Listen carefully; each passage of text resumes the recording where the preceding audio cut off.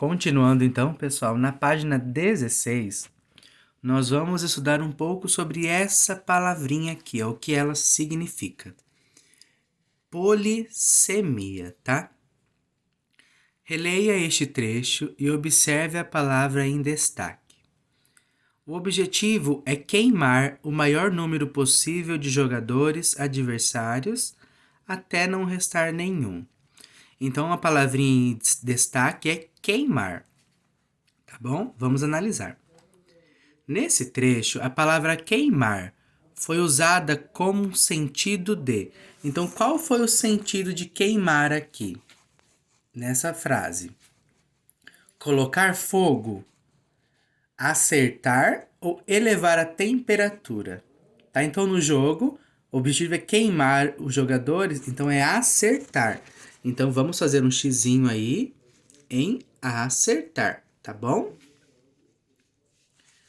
B.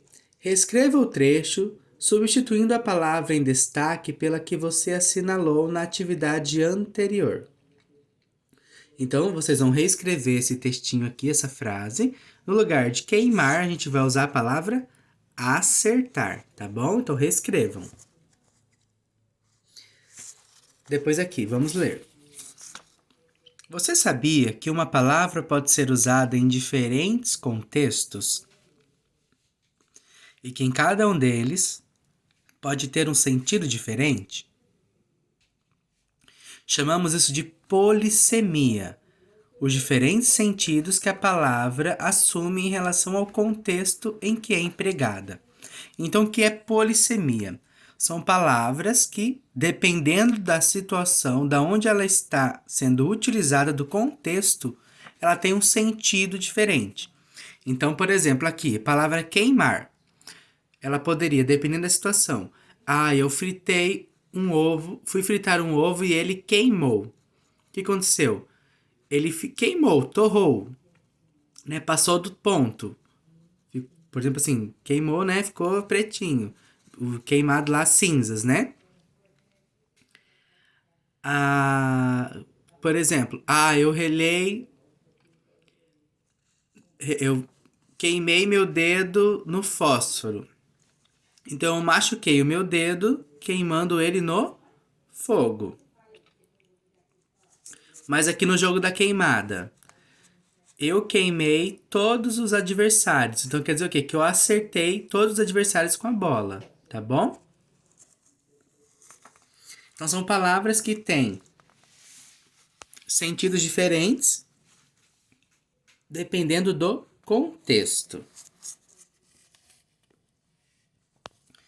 Relacione cada trecho ao verbo que tem sentido semelhante, aquele em destaque. Então, eu tenho duas frases. Vamos lá? Há uma versão simplificada em que o jogador queimado passa simplesmente a jogar no time adversário. Então, esse queimado, tá? Há uma versão simplificada em que o jogador queimado passa simplesmente jogar no time adversário. Esse queimado, ele tem a ideia de acertar ou atingido? Atingido, jogador queimado, jogador atingido, tá? Então vamos colocar letrinha A na palavra atingido, agora de baixo. O objetivo é queimar o maior número possível de jogadores adversários até não restar nenhum. Então, queimar o maior número é atingido? Não, é acertar.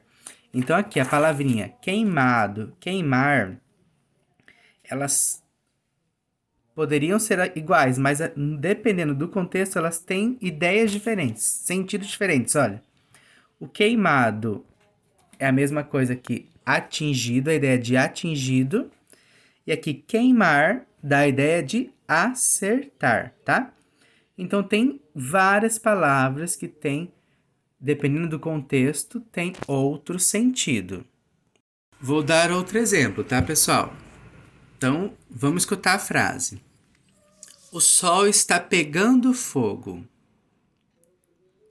e a floresta está pegando fogo.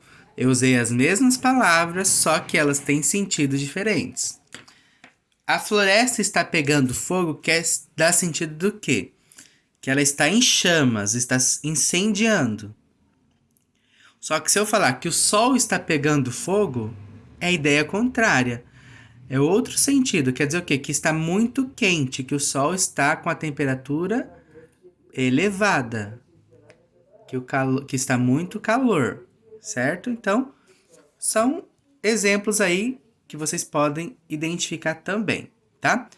Então, para essa parte, eu quero que vocês identifiquem pelo menos uma palavra que ela tenha sentido diferente em dois contextos, tá bom?